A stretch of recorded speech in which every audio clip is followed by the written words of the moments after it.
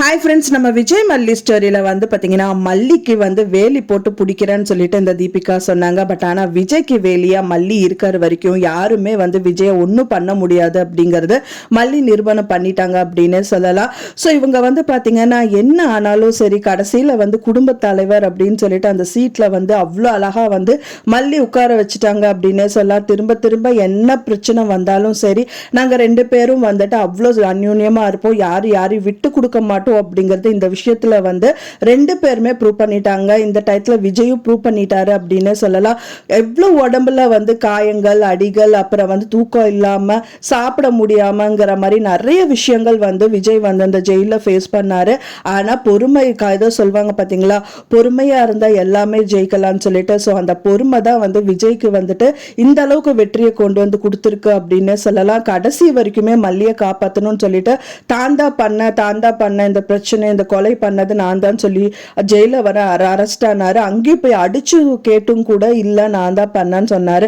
ஆனா அப்படியே ட்விஸ்ட் பண்ணி வந்து பாத்தீங்கன்னா தோசையை திருப்பற மாதிரி அவங்க சொன்னனால, அவங்க அடிச்சனால தான் நான் ஒத்துக்கிட்டேன் அப்படிங்கிற ஒரு விஷயத்த சொன்னவனே பயங்கரமா எல்லாரையும் தூக்கி வாரி போட்டுருச்சுங்க. ஏன்னா வந்து கோர்ட்ல வந்து யாருமே இந்த மாதிரி ஒரு பதில் வரும் அப்படின்னு சொல்லிட்டு யாருமே எதிர்பார்க்கல.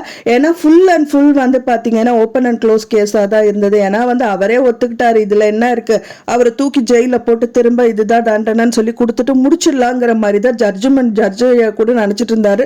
ஸோ அந்த அளவுக்கு வந்து இவங்க கோர்ட்ல வந்து பாத்தீங்கன்னா அந்த கேஸை ஜோடிச்சிருந்தாங்க இந்த தீபிகா அப்படின்னு சொல்லலாம். ஸோ அப்படி ஜோடிச்ச இந்த வழக்கை வந்து ஒரு நிமிஷத்திலேயே வந்து விஜய் அப்படியே திருப்பி போட்டுட்டாரு.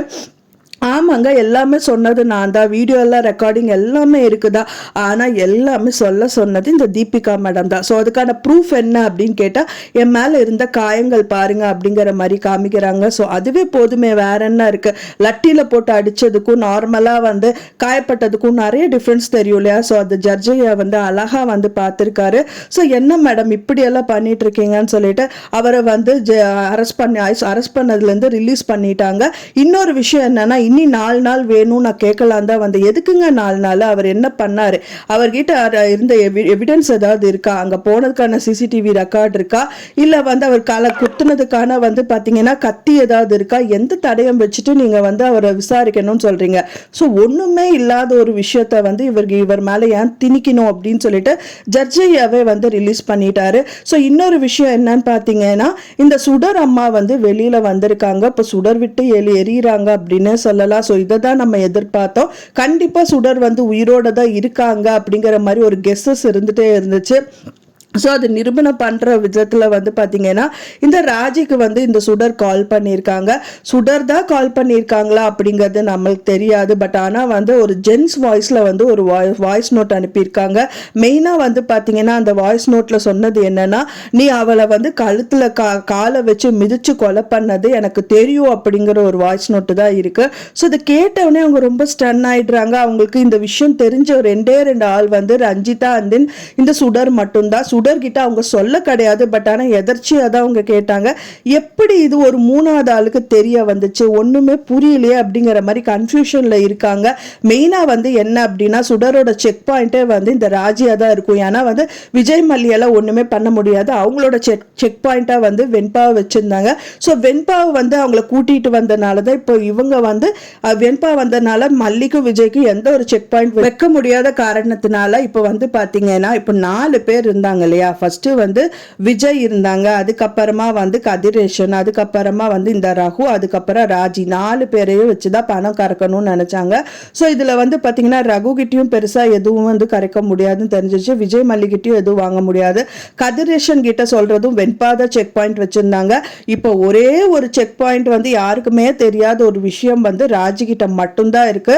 ஸோ இதை சொல்லிட்டாங்கன்னா கண்டிப்பா ராஜி வந்து கண்டிப்பா பணம் கொடுத்துருவாங்கன்னு சொல்லிட்டு, ஏன்னா இப்போ அவங்க வந்து சுடர் வந்து உயிரோட தான் இருக்காங்க அப்படிங்கிறது கிட்டத்தட்ட தெரிஞ்சிருச்சு. அவங்க உயிர் வாழணும் அப்படின்னா பணம் வேணும், அதுக்கு யாரு, இப்போ ராஜி தான் வந்து சரியான ஆள் அப்படின்னு அவங்க நினைச்சிட்டு தான் வந்து இப்போ ராஜிக்கு கால் பண்ணியிருக்காங்க.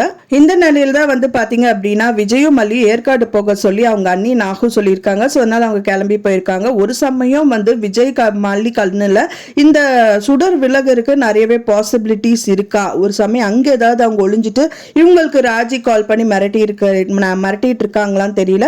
ஸோ வெயிட் பண்ணி பார்க்கலாம் ஃப்ரெண்ட்ஸ் என்ன நடக்குது அப்படின்னு சொல்லிட்டு. நான் சொன்ன இந்த தகவல் உங்களுக்கு பிடிச்சிருந்தா மறக்காம லைக் பண்ணுங்க, ஷேர் பண்ணுங்க, கமெண்ட் பண்ணுங்க, சப்ஸ்கிரைப் பண்ணுங்க. மேலும் இன்னொரு மல்லி சீரியல் அப்டேட்டோட நெக்ஸ்ட் மீட் பண்றேன். தேங்க்ஸ் ஃபார் வாட்சிங் மை டியர் ஃப்ரெண்ட்ஸ். நெக்ஸ்ட் வீடியோல பார்க்கலாம்.